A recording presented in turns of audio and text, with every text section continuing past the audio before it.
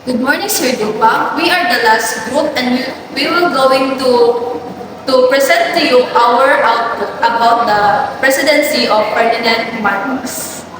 I am Manjit Bernales and so the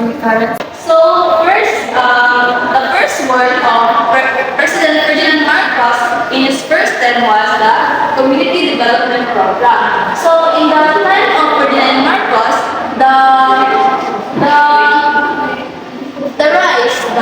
production of rice are increasing. So this is the picture of the introduction of the rice to a foreigner, and this is the President Lyndon B. Johnson, and he visited the IRRI, or this International Rice Research Institute. So these are the presidential decree that shows the promotion or the support for this research. So next is the infrastructure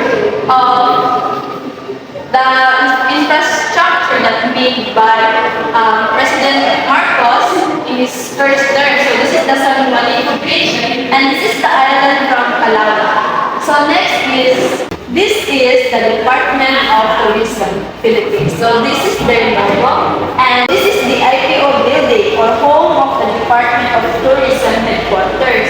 And this is the travel tourism. The Cultural Center of the Philippines.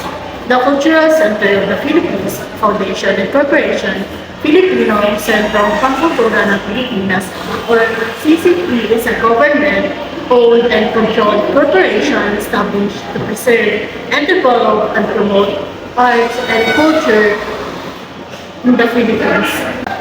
The CCP was established through by the President Ferdinand Marcos, although of an independent institution of the Philippine government.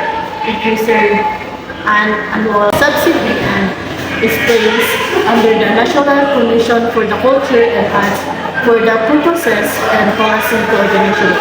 So, this logo of the culture of the Philippines derived from the Bibayo character and style based on the particular design with presence, katotohanan, kagandahan at kabutihan.